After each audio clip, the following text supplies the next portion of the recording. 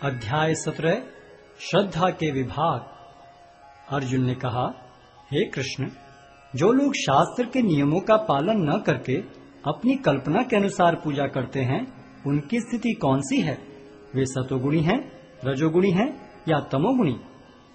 भगवान ने कहा, देहधारी जीव द्वारा अर्जित गुणों के अनुसार उसकी श्रद्धा 3 प्रकार की हो सकती है, सतोगुणी, रजोगुणी अथवा तमोगुणी। अब इसके विषय में मुझसे सुनो। हे भरत पुत्र, विभिन्न गुणों के अंतर्गत अपने अपने अस्तित्व के अनुसार मनुष्य एक विशेष प्रकार की श्रद्धा विकसित करता है। अपने द्वारा अर्जित गुणों के अनुसार ही जीव को विशेष श्रद्धा से युक्त कहा जाता है। सतोगुणी व्यक्ति देवताओं को पूजते हैं, रजोगुणी यक्षों व राक्षसों की पूजा करते हैं और तमोगुणी व्यक्ति भूत प्रेतों को पूजते हैं।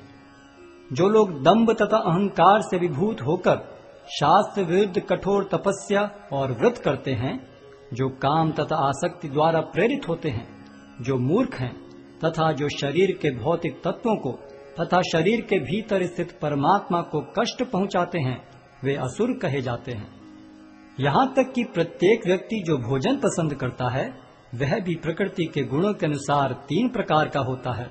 यही बात यज्ञ, तपस्या तथा दान के लिए भी सत्य है। अब उनके भेदों के विषय में सुनो।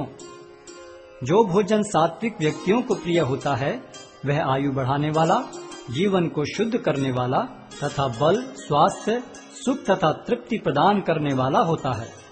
अत्यधिक तिक्त, खट्टे, नमकीन, गरम, चटपटे, शुष्क तथा जलन उत्पन्न करने वाले भोजन रजोगुणी व्यक्तियों को प्रिय होते हैं।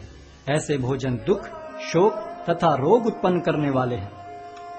खाने से 3 घंटे पूर्व पकाया गया, स्वादहीन, वियोजित एवं सड़ा, झूठा तथा अस्पृश वस्तुओं से युक्त भोजन उन लोगों को प्रिय होता है जो तामसी होते हैं। यज्ञों में वही यज्ञ सात्विक होता है जो शास्त्र के निर्देशानुसार कर्तव्य समझकर उन लोगों के द्वारा किया जाता है जो फल की इच्छा नहीं करते। लेकिन हे भरत श्रेष्ठ, जो यज्ञ किसी भौतिक लाभ के लिए या गर्ववश किया जाता है, उसे तुम राजसी जानो। जो यज्ञ शास्त्र के निर्देशों की अवहेलना करके, प्रसाद वितरण किए बिना, वैदिक मंत्रों का उच्चारण किए बिना, पुरोहितों को दक्षिणा दिए बिना तथा श्रद्धा के बिना संपन्न किया जाता है, वह तामसी माना जाता है। परमेश्वर, ब्राह्मणों, गुरु, माता पिता जैसे गुरुजनों की पूजा करना तथा पवित्रता, सरलता, ब्रह्मचर्य और अहिंसा ही शारीरिक तपस्या है। सच्चे, भाने वाले, हितकर तथा अन्यों को शुद्ध न करने वाले वाक्य बोलना और वैदिक साहित्य का नियमित पारायण करना, यही वाणी की तपस्या है। तथा संतोष, सरलता, गंभीरता, आत्मसंयम एवं जीवन की शुद्धि, ये मन की तपस्याएं हैं। भौतिक लाभ की इच्छा न करने वाले तथा केवल परमेश्वर में प्रवृत्त मनुष्य द्वारा दिव्य श्रद्धा से संपन्न यह 3 प्रकार की तपस्या सात्विक तपस्या कहलाती है। जो तपस्या दंभ पूर्वक तथा सम्मान, सत्कार एवं पूजा कराने के लिए संपन्न की जाती है, वह राजसी कहलाती है। यह न तो स्थायी होती है, न शाश्वत। मूर्खतावश आत्मोत्पीड़न के लिए या अन्यों को विनष्ट करने या हानि पहुंचाने के लिए जो तपस्या की जाती है, वह तामसी कहलाती है। जो दान कर्तव्य समझकर किसी प्रत्युपकार की आशा के बिना समुचित काल तथा स्थान में और योग्य व्यक्ति को दिया जाता है, वह सात्विक माना जाता है। किंतु जो दान प्रत्युपकार की भावना से या कर्म फल की इच्छा से या अनिच्छा पूर्वक किया जाता है, वह रजोगुणी कहलाता है। तथा जो दान किसी अपवित्र स्थान में, अनुचित समय में, किसी अयोग्य व्यक्ति को या बिना समुचित ध्यान तथा आदर से दिया जाता है, वह तामसी कहलाता है।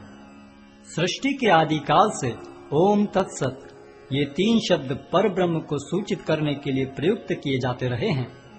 ये तीनों सांकेतिक अभिव्यक्तियां ब्राह्मणों द्वारा वैदिक मंत्रों का उच्चारण करते समय तथा ब्रह्म को संतुष्ट करने के लिए यज्ञों के समय प्रयुक्त होती थीं। अतएव योगी जन ब्रह्म की प्राप्ति के लिए शास्त्रीय विधि के अनुसार यज्ञ, दान तथा तप की समस्त क्रियाओं का शुभारंभ सदैव ओम से करते हैं।